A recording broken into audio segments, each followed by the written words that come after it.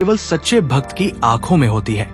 शिव ने कहा, पार्वती, ये कथा मैं तुम्हें सुनाना चाहता हूं, लेकिन ये कथा ऐसी नहीं है जो कहीं भी किसी के सामने सुनाई जा सके।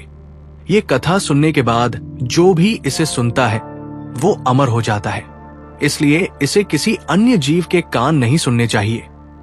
हमें एक ऐसा स्थान ढूंढना होगा जहां कोई भी प्राणी न हो, जहां हम दोनों के अलावा कोई तीसरा न हो। यह सुनकर माता पार्वती के मन में एक अजीब सी बेचैनी आई। अमर कथा, वो कथा जो अमरत्व देती है।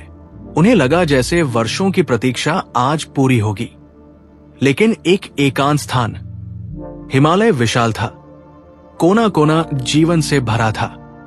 जहां जाओ वहां कोई न कोई था, देवता, यक्ष, गंधर्व, किन्नर, नाग, हर कहीं कोई न कोई। तो फिर कहां जाएंगे? भगवान शिव ने अपनी जटाओं में हाथ फिराया और बोले, चलो पार्वती, हम चलते हैं।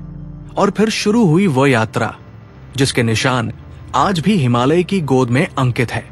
शिव और पार्वती चले, कैलाश से नीचे उतरे, और जैसे जैसे चले उनके साथ चल रहे सभी साथियों को वो पीछे छोड़ते गए। पहला पड़ाव था पहलगाम। ये वो जगह है जिसे आज भी पहलगाम कहते हैं। पहल यानी पहला और गाम यानी गांव। यहां भगवान शिव ने अपने नंदी को विदा किया।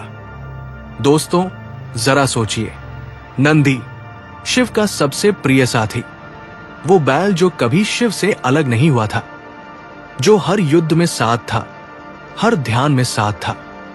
आज उसे यही छोड़ना था। जब शिव ने नंदी से कहा, तुम यही रुको, आगे मत आना, तो नंदी की आंखों में आंसू थे, लेकिन वो कुछ नहीं बोला, क्योंकि गुरु की आज्ञा से ऊंचा कुछ नहीं होता। और नंदी वही रुक गया। आज भी पहलगाम को बैलगांव की भूमि कहा जाता है। फिर शिव और पार्वती आगे बढ़े, चंदनवाड़ी पहुंचे। यहां उन्होंने अपनी जटाओं से चंद्रमा को उतारा और वहां छोड़ दिया। चंद्रमा जो शिव के माथे पर शोभा देता था, जो उनकी शीतलता का प्रतीक था, आज वो भी पीछे छूट गया। आगे शेषनाग की झील आई। यहां उन्होंने अपने गले से सर्पों को उतारा। वो सर्प जो उनके आभूषण थे, वो सर्प जो उनकी शक्ति के प्रतीक थे। एक एक कर अपने हर प्रिय साथी को, अपने हर आभूषण को, अपनी हर पहचान को पीछे छोड़ते हुए शिव आगे बढ़ रहे थे। ये विरह था, ये त्याग था, और ये त्याग ही उस परम ज्ञान की कुंजी थी। महागुणस दर्रे पर आकर उन्होंने अपने गणों को विदा किया। वो सारी शिव की सेना, वो सारे भूत प्रेत और देवगण जो सदा उनके साथ रहते थे, आज यहां रुक गए। और अब शिव और पार्वती अकेले थे, बिल्कुल अकेले। पंचतरणी में उन्होंने 5 नदियों के पास अपना कुछ देर विश्राम किया। फिर आगे बढ़े और आखिरकार वो पहुंचे उस गुफा तक, अमरनाथ की गुफा। जब शिव और पार्वती उस गुफा में प्रवेश किए तो बाहर की सारी दुनिया जैसे ठहर गई। हवाएं रुक गई, पक्षी चुप हो गए, हिमालय की बर्फ भी जैसे सांस रोककर बैठ गई। गुफा के अंदर एक अजीब सी शांति थी, वो शांति जो केवल परमात्मा की उपस्थिति में होती है।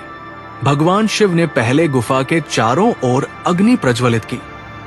ये अग्नि इसलिए नहीं थी कि वहां प्रकाश हो, ये अग्नि इसलिए थी ताकि कोई भी जीव जंतु, कोई भी सूक्ष्म प्राणी उस गुफा में प्रवेश न कर सके, क्योंकि जो कथा अब सुनाई जाने वाली थी वो इतनी शक्तिशाली थी कि जो भी उसे सुनता अमर हो जाता।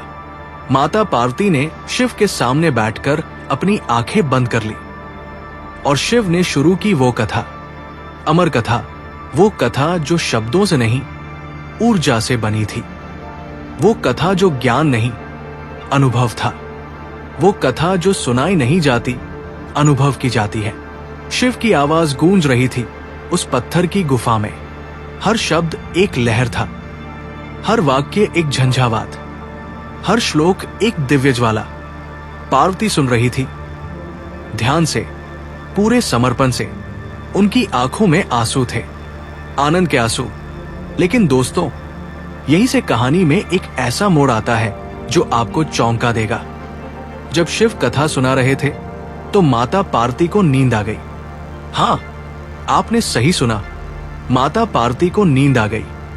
शायद वो थकी हुई थी, शायद वो कथा की दिव्य ऊर्जा में इतनी डूब गई थी कि चेतना और अचेतना के बीच की वो पतली रेखा धुंधली हो गई। और शिव कथा सुनाते रहे, हूं हूं करते रहे, लेकिन वो हूं माता पार्वती के नहीं थे, क्योंकि माता पार्वती तो सो चुकी थी। तो फिर वो हूं किसका था? वो हूं था गुफा में बैठे एक कबूतर के जोड़े का। जी हाँ, एक कबूतर का जोड़ा उस गुफा में किसी तरह आ गया था और वो कथा सुन रहे थे। भगवान शिव अमर कथा सुनाते रहे और वो दोनों कबूतर हूं करते रहे, जैसे वो समझ रहे हों, जैसे वो भी शिष्य हों।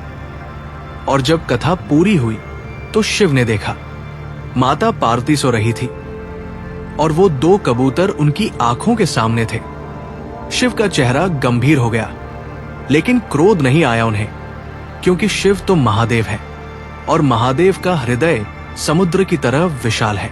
उन्होंने उन दोनों कबूतरों को देखा और कहा, तुमने अमर कथा सुन ली, इसलिए तुम भी अमर हो गए, लेकिन अब तुम इस गुफा में ही रहोगे युगों तक, युगों युगों तक, जब तक ये सृष्टि रहेगी।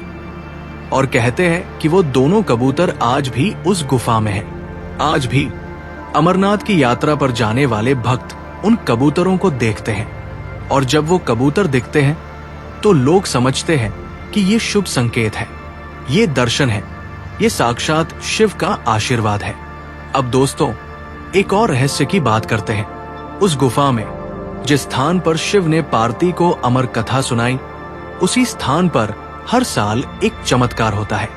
प्राकृतिक बर्फ से एक शिवलिंग बनता है, अपने आप, बिना किसी मानवीय हाथ के।